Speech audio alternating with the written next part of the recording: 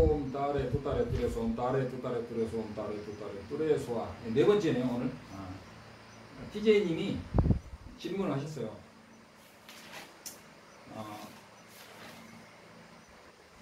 질문의 요지가 뭐냐면 소승의 선일체유부나 경량부라는 것은 부파가 불교가 생긴 지 얼마 안 됐는데 어떻게 현재 남방에 부파 불교에 만약에 그 1250아란께서 귀륜원증의 깨달음을 얻었다면 어떻게 부파 불교에 귀륜원증의 깨달음이 없을 수가 있느냐? 그것은 상식적으로 많지 않다는 거죠. 그래서 이 이야기는 어떻게 되냐면 이런 이야기는 우리 티벳에서도 수없이 문답하는 이야기죠. 어떻게 보면 이런 굉장히 기초적인 중요한 이야기인데 이런 것들에 우리 여기 티벳에서 공부하는 수만 명, 수십만 명은 다 바보입니까? 그런 걸 모르고 하는 건 아니죠. 내가 이제 스승님한테 여쭤봤더니 뭐 옛날에 여쭤봤죠.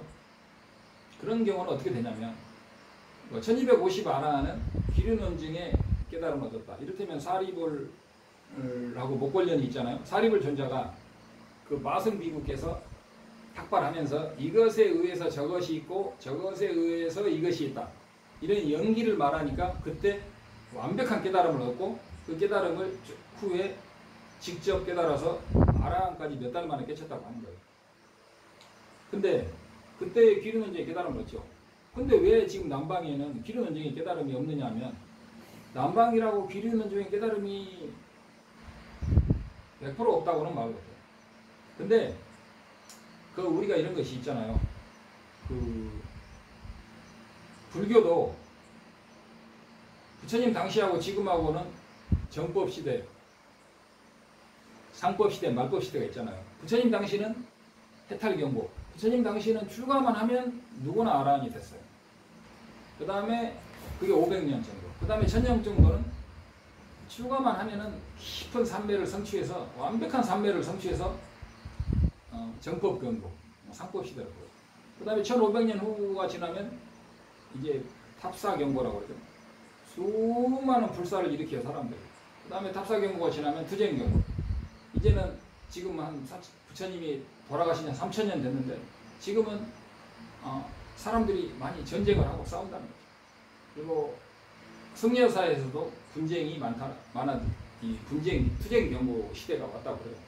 그런데 마찬가지로 부처님 당시에는 전부 다 출가만 하면 아라한이었어요. 근데 이제 남방에도 초창기에는 기륜원증의 깨달음까지 다 완벽히 다 전달이 됐는데 후대로 오면서 지금 선일체유부 위주로 선일체유부나 경량부 위주로 그 견해가 많이 남아있는데 그 사람들도 유식을 배우고 한국에서 출가한 사람들은 유식도 배우고 그래요. 중로는 좀 힘들겠지만 중로는 여기 와서 배웠대요. 그래서 그 당시는 기륜원증이 다 있었지만 점차 후대로 오면서 그 아라한의 맥도 좀 끊어지잖아요. 지금도 아라한이 있니 없니 말이 많은데 아라한이 뭐 있겠죠. 근데 그 선일치부 견해를 깨달은 아라한인데 선일치부 견해밖에 모른다. 그럼 진짜 아라한은 아닌 거예요. 깊은 삼매와 신통을 얻은 거지. 그럼 어떻게 하면 진정으로 아라한이냐 하면은 일단 자량도에서 뭘 깨달아야 되냐면 인무화를 깨달아야 돼요. 인무화는 뭐냐?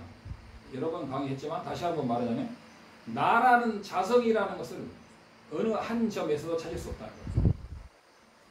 나라는 것이 오온, 색수상, 행식, 오온에 의존해서 나라는 것이 존재하죠. 근데 오온마저도 반야신경에 오온마저도 공하다 돼 있죠. 그리고 오온에 의지하는 내가 오온은 아니지만 오온과 분리되어 나는 없다. 오온이 나는 아니다. 오온과 분리되어 나는 없다. 어느 것이 나냐? 이 나가 바로 연기적인 나예요.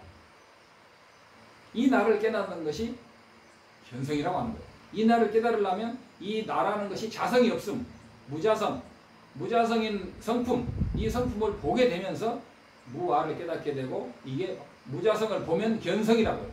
그 견성을 하는 것이 이제 무자성 하는 거예요. 그래서 기륜원증에서는 나라는 것은 가유, 이 세계 기륜원증에서는 이 우주와 이 모든 존재는 가유에 불과하다. 의존해서 존재하므로 진유, 진짜라는 존재하지 않는다. 그리고 가유에 불과하다는 그 진리마저도 의존해서 이것이 진실로 존재하지 않는다는 것을 했기 때문에, 이것이 진짜가 아니다라고 했기 때문에 이것이 가유임을 말한 그 가유마저도 가유에 의존해서 존재하니까 가유마저도 실제로 존재하지 않는 거예요. 그래서 진리마저도 자성이 없는 거예요. 어떤 사람은 공은 진실이다 그래요. 깨달음은 진실하다. 공이나 깨달음도 진실로 존재하지는 않는 것이에요.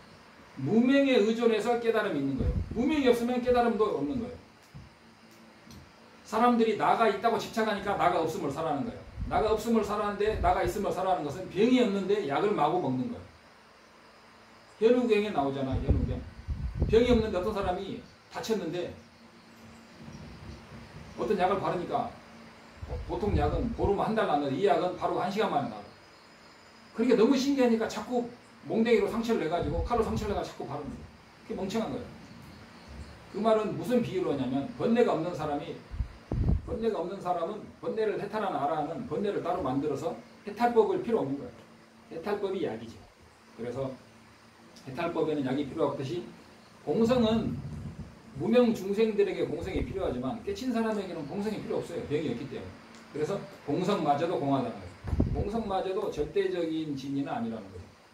그래서 이러한 귀륜논증에서 그 요구하는 그러한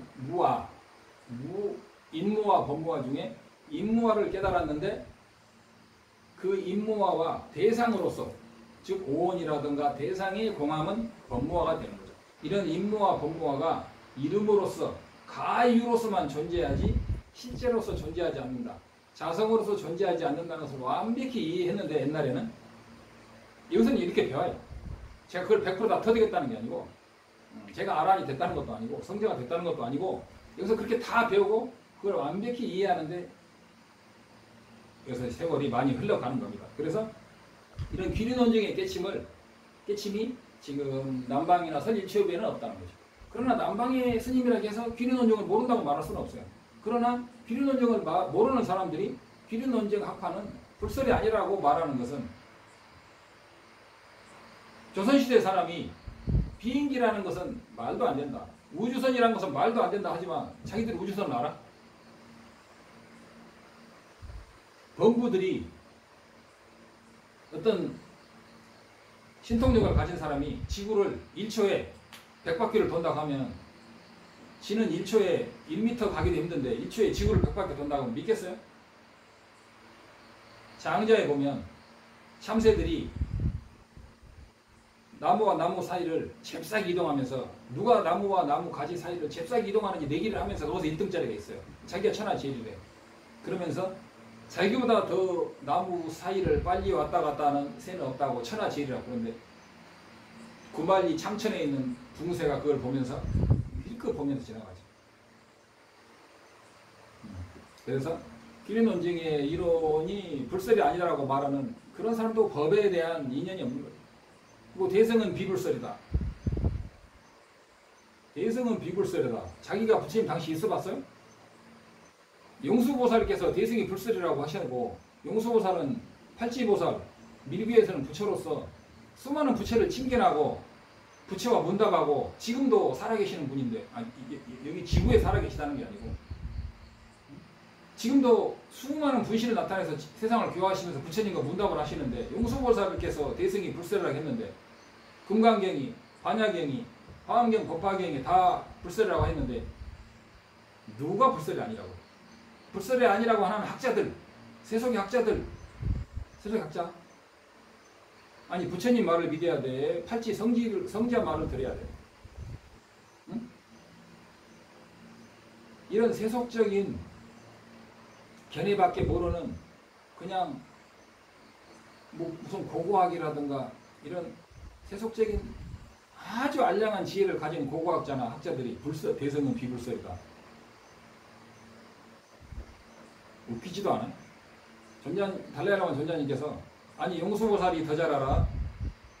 지금 3000년 후에 사람이 더 잘 알고 계시죠. 용수보살은 부처님이 돌아가신 후 400년 후에 그 불법을 일으키기 위해서 오신 분. 그리고 AD 600년 7세기에 티벳으로 넘어오신 바드마 삼바바 존자. 응? 그런 분들이 다 불국토에서 왔잖아요. 그리고 그런 분들이 다 대성을 살았잖아요. 근데 무슨 대성 비불설. 티벳에서는요, 죽을 때 어떻게 하면 다음 생으로 포화라는 수행이 있어요. 포화. 다음 생에 어떻게 하면은 다음 생으로 좋게 태어나느냐를 수행하거든요. 근데 한국의 어떤 불자들은 다음 생이 있니 없니 이런 어리석은 소리를 하는 거예요. 이거 티벳에서는 다음 생에 어떻게 잘 태어나느냐 그 수행을 뭐 몇십 년씩 하는데 한국에서 불자라는 인간들이 다음 생이 있냐 없냐 이런 걸 가지고 이야기하는 거예요. 너무 어처구니가 없어서 진짜 할 말을 잃어버립니다. 대성비불사. 다음 생이 있냐 없냐? 아니 불자가 그런 걸 물어보면 어떡하자는 거예요. 그러면은 이 순간 다음 생은 있어요? 다음 순간 있으면 다음 생이 있는 거예요. 죽으면 없어진다고? 몸이 없어지면 오온 중에 색수상 행식 중에 미세한 몸은 어디로 가는 거예요? 바르도 상태 어디로 가는 거예요? 이야기가 여러 가지로 했는데 그래서 기르돈 육파의 공성이 이론이 어떻게 해서 남방에 전달되지 않았느냐는 처음에는 있었는데 후로 오면서 남방에서는 그 아라한 공부 위주로 하기 때문에 대승의 철학이 필요가 없게 되는 거죠. 그러나 진정한 아라한은 대승의 기르 논증을 반드시 알아야 되고 알게 된다고 합니다. 그래서 부처님 당시 아라한들은 다 기르 논증을 완벽히 알았다고 합니다. 여기서 이렇게 배웁니다. 그 다음에 이제 오늘 거의 다 했습니다. 그래서 이제 이건 좀 짧은데 마무리를 다시 한번 하는 의미에서 다시 한번 말해보면 지금 세계가 팬데믹이니 또는 코로나로 앞으로 세계는 우리 옛날에 1960년대인가 혹성 탈출이라는 보면 원숭이들이 인간을 사육하잖아요. 앞으로 이 시대는 팔찌나 바코드를 해가지고 모든 인간들의 70억, 80억의 인구의 모든 바코드를 중앙정부에서 관리해서 노예처럼 사는 시대가 온다고 그래요. 그런 시대에 어떻게 수행을 할 수 있겠어요?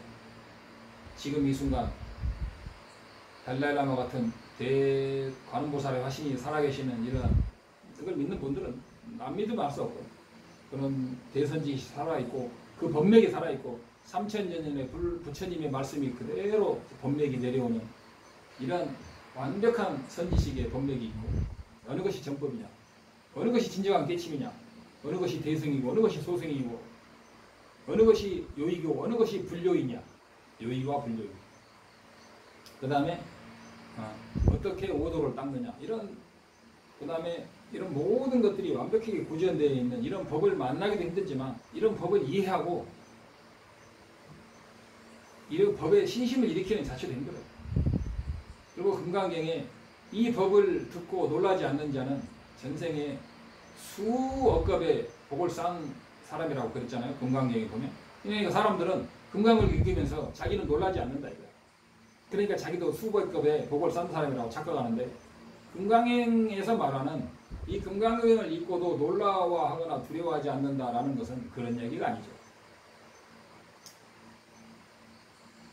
공성을 깨치는 것은 기본이고 이 배승의 귀륜원중 또는 이 배승에서 무자성 그 다음에 일체 중생을 위해서 한량없는 세월이라도 자기를 포기하고 중생을 위해서 헌신하는 이런 법을 듣고 놀라지 않는 자는 극히 희화하다고 하신 것이다. 우리는 세속적인 이기심을 위해서 세속적인 친구, 세속적인 형제, 식구, 친척, 그룹, 내 파, 내 편을 위해서, 내 나라를 위해서 자기 일생을 다 낭비하고 그러면서 영원히 윤회를 못 벗어나요. 네 편, 내 편 하면서 민족주의 그러면서 윤회에서 벗어날 기약이 없습니다. 그래서 이런 불법을 만나고 올바른 깨침의 정의를 아는 이런 것을 만나기가 지극히 힘들고 여기에 대한 신심을 일으키는 거 금강경에 나오잖아요. 여기에 신심을 일으키고 이 사국에라도 설하는 사람이 정말 이 사람은 삼천대천 세계의 칠보로 탑을 쌓아서 보시하는 것보다 공덕이 크다고 그랬어요. 그것은 그냥 앵무새처럼 딸딸딸 금강경을 외운다는 이야기가 아니고 정말 보리심을 진정으로 알고 자기를 중생을 위해서 헌신하는 보리심과 자기라는 것이 진정으로 무자성으로 실제로 존재하지 않는다는 무자성이 합일된 상태를 깨치는 거예요. 우주가 꾸미면서 인과가 확실한 이 상태를 완벽히 깨치면서 이런 하는 수행, 대승의 법을 수행한다는 것이 그렇게 공덕이 크다는 거죠. 그것이 사구계라고 말하는 거예요. 그 사구계를 듣기가 그렇게 힘들다는 거죠. 그냥 금강경 떨딸딸 외우는 것, 그것만 말하는 건 그것만 말하는 건 아닙니다. 그래서 그건 이해하지 못하는 것만 봐도 금강경을 이해하지 못하는 거예요. 나는 안 무서워. 나는 이 사구계, 나는 금강경을 덜덜 외워. 외우는 거예요. 뜻을 모르는 거예요. 앵무새, 노온기가 성불하겠네, 그러면. 이상입니다. 그래서 그 다음에 이제 4대 약파 했는데 4대 약파 견해도 이제는 정확히 순서대로 초, 중, 고, 대학원, 박사, 석사, 박사 과정을 하듯이 모든 견해를 하나하나 배워나가면 좋고, 왜냐하면 하나를 완벽히 알기 위해서 밑에서 올라가야 되는데 가장 끝에 치를 알았다. 그럼 밑에는 너무 쉽게 알 수 있는 거예요. 그래서 이 4대 약파가 하나만 알면 되는 게 아니냐. 국민학교만 졸업해도 되죠. 그러나 대학교도 졸업하면 더 좋아요. 그래서 무술도 뭐 파란 띠만 따도 되죠. 그러나 검은 띠 따면 더 좋고 2단, 5단, 6단, 7단 따면 더 좋죠. 그리고 한 사람에게 도움을 주는 것보다 100사람, 1000사람, 억 사람에게 도움을 주는 건 더 좋죠. 그래서 이 법이라는 것은 끝이 없습니다. 성불하십시오.